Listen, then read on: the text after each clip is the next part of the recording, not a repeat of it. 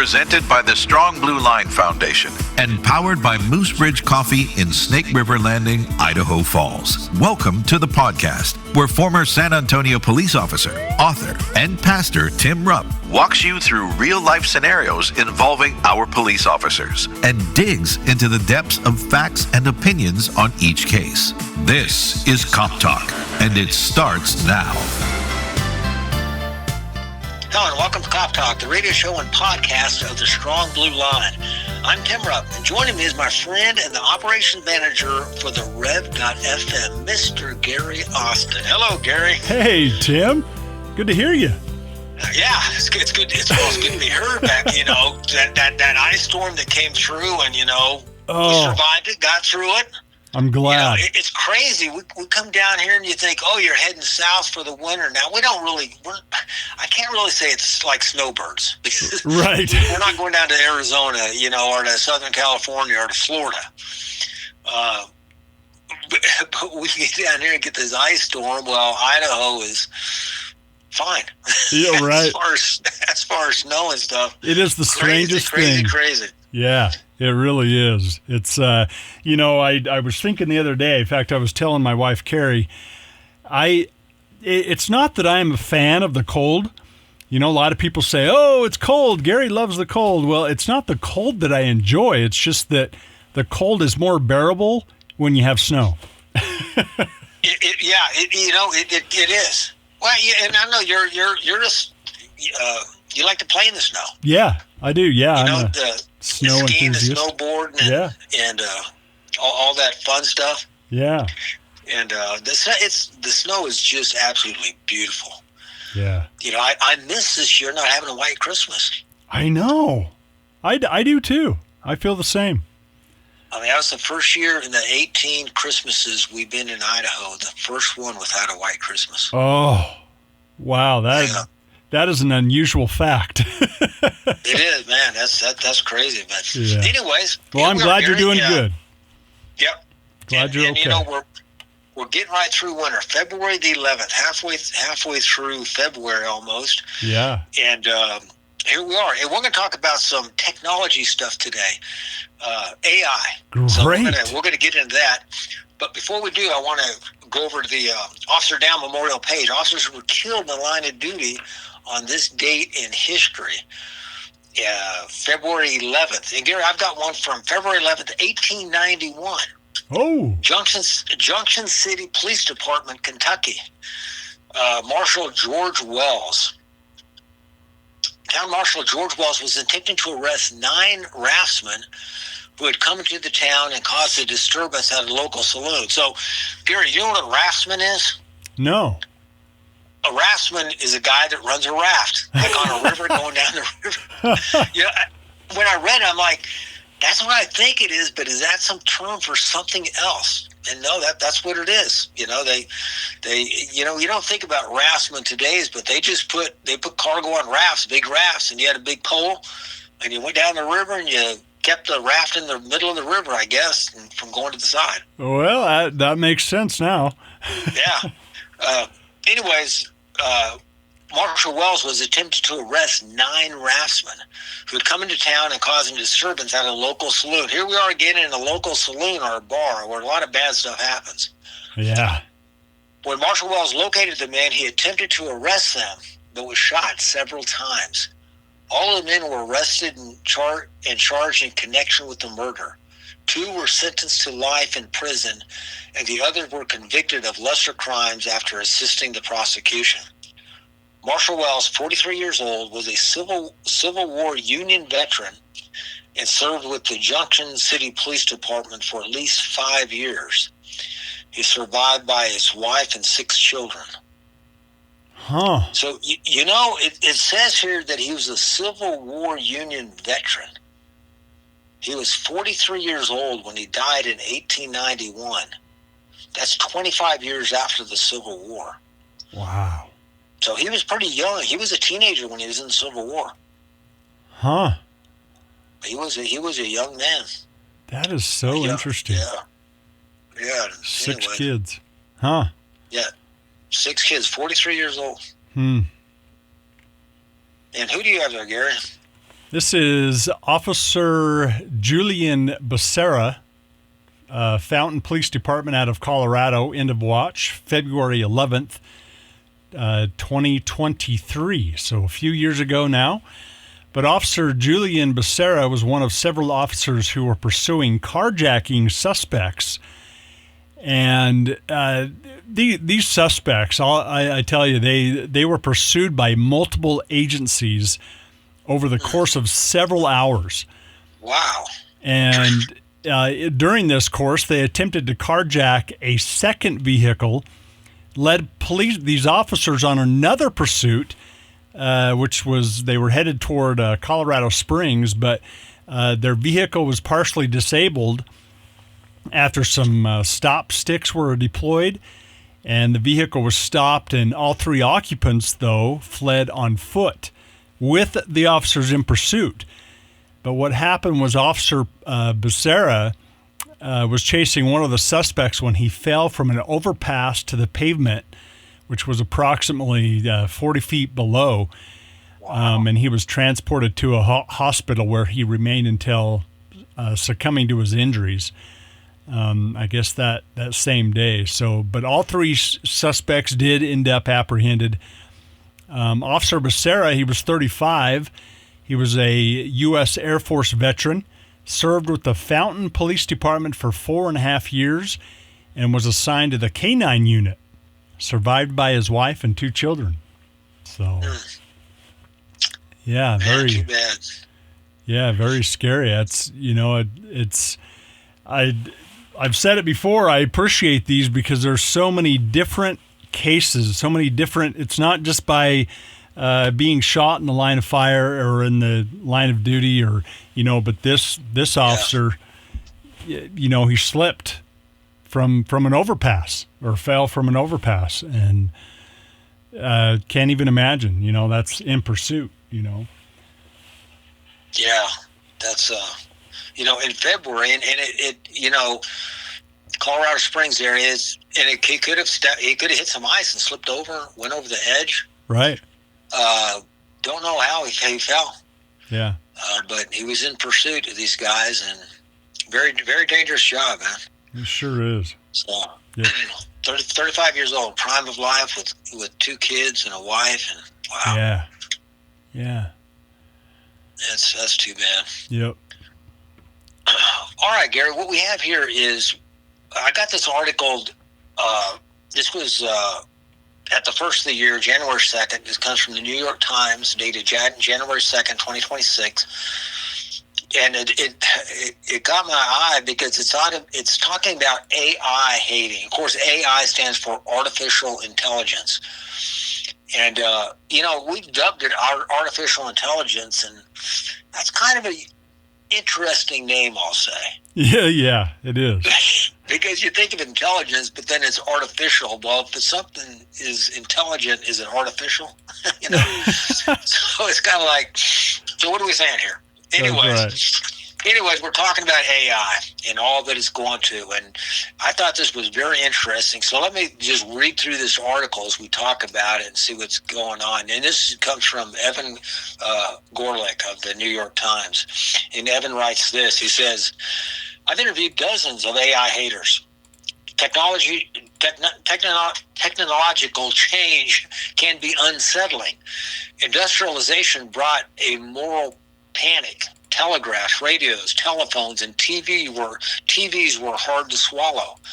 The internet has been polarizing too, but artificial intelligence has brought a whole new level of fear and loathing. Now, Gary, you and I grew up some of this time. I mean, the industrialization of America was long before our time. Yeah. Telegraphs was long before our time. The radio came not really too many years before we were born. And then the telephone, the TV. I remember, growing up with, if a family had a TV, they had a TV. Yeah, right. You know, and it was in the living room, and it was maybe a big console TV. Or we had black and white TV until I was in high school. Our old tube TV finally gave out. Mom and Dad went to get another TV, and they came home with a color TV. And boy, my brother and I didn't know what to do. You know, color TV. But you know, and then that was really kind of for us, that was kind of the last of the big changes. I remember microwaves became a big thing. Yeah, me too. You know, it was like you didn't have to wait forever to heat up a TV dinner. Right. You know, and whatnot. And so it was convenient. But, I mean, it still doesn't beat mom's home cooking. It never That's will. right. But you know, and then we started having pagers, and we started the cell phones started, you know, the mobile phones and then cellular phones. But the big thing was in the mid-90s when the internet hit. Yeah. You know, and I remember that I was on the police department when we first got emails, and that was a big deal. Uh-huh. You know? I remember that as well. By email and stuff. And then, you know, now for many years since the mid-90s, the internet's gotten faster, more information and stuff. But now the huge thing is AI. Yeah. I mean, it's really got a lot. So let me continue reading this article about AI. He says, it's easy to have an opinion when tech is everywhere. Chatbots are in kids' classrooms. Autonomous agents rank resumes and conduct job interviews. Software companies use AI to write code. Lawyers use it to draft legal briefs. Experts say we're adopting it faster than any other technology in history. Ooh. You know, and you know, I've written a couple books, and I put them on Amazon. Yeah.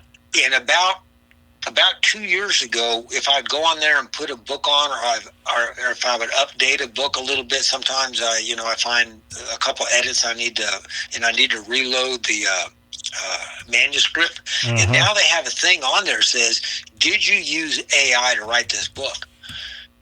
And a couple years ago, when I saw that, first I'm like, "What?" No, I mean, why would you? I didn't get that, but now I understand that you can have a complete document written up just by going to AI. Yeah. And saying, I want to know about the history of the NFL from its inception to the mid-50s, let's say that. Uh-huh. And they'll bring you all that stuff, and you can get it all there, and there it is. Right. And you know, that's great. And I love that technology because you can go and get stuff. You get information pretty quick. And I started using Grok AI to do most of my searching. That's Elon Musk. And it's supposed to be less bias about things. So, but it's good information. But you still, I'm gonna go back and I check my sources. I do research. I just don't use AI. I use AI kind of as a launching point. Yes. And then I go check the original sources as much as I can. Uh-huh. And it's so important to do that.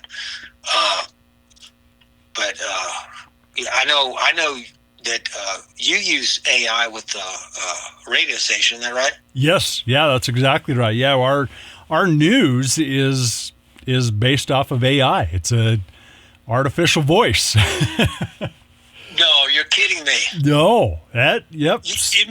You mean Scott's not real? Scott Daniels, top of the hour news guy, and he cracks me up. AI, as you know, Tim, is still it's changing all the time. Becoming better, sounding more real. But it's pretty cool to use actually, and you don't know it. Most people don't know it. It is, and I didn't know it. A friend of mine, we're trying to make a logo. We're kind of have a new incentive. I'm going to be talking about this in a future show, not too far from now, probably within the next month or two. We're going to be talking about a new incentive by the Strong Blue Line Foundation. So we're coming up with the logo, and we're trying to brainstorm and talking on the phone, and I hang up the phone with him, and 5 minutes later, he sends me this logo. And I said, "Where'd you get that from?" He said, "I just typed it into AI chat box and had him do me a logo." I said, "You got to be kidding me." Oh, my gosh. So you can create images with it. So if you wanted to do a logo for like the Rev.fm, you're like, "You know what? I'm going to do a new logo. And you put in there what you want, they'll come up with a logo for you. Yeah. And then you can mess with it and change it and say, "I don't like these colors, do this or do that." It'll do it. It's crazy. Right. Well, it's very interesting how AIs come about. When I was in college, and I did online, so University of Phoenix, business degree with concentration in marketing, but the big thing back then, and that was mid 2000s, but we were told not to use Wikipedia. We could not source Wikipedia, and because at that time it was, it's too broad. It's too, don't know if it's factual. Those kind of things. Because anybody can go on Wikipedia and change it. Yes, right. You can go in there, so yep. Yeah, but it's pretty cool. They Christy in our accounting department, she had approached me the other day, and she said, "Hey," she said, "Water Springs Warriors basketball team they're undefeated right now, and Scott Daniels isn't saying anything about it." And I said, "Give me a minute." And so I punched into AI to write up a report on Water Springs Warriors, and it created, I told it how many words, I told it kind of what I wanted it to say, and it popped up in seconds. And so then I had Scott Daniels report on that. So it's pretty cool. And I tell you what, and I think we talked about a year or two ago about this with police reports. Yes, we did. And they can take the officer's body cam footage, and that coupled with the officer inputs into it, they can make a report. That's right. And we talked about this. The important thing is for that officer to actually read the report and edit it to make sure it is correct. Yes. And because the tendency is just become lazy. Like, you could have gotten lazy. You could have just said, "Yeah, I want to report on Water Springs Warriors, 250 words, and create." And then it created, you don't even review it and put it out there, and all of a sudden it says something you don't want. He's like, "Oops." Right. So right. You have to, and if you would have done that with the, basketball report, maybe it doesn't say they're undefeated. Maybe it said something else. But if you do it with something legal, you could get yourself into trouble. You can get yourself put in jail, or get sued, or something like that. Or if that, if something on the radio said something, and you're responsible for it. So that's why it's important we use these as tools, and it saves you from trying to research it yourself and coming up and then recording it, and then I messed up and I got to record it, or whatever it is. Yeah. So true. Yeah, it's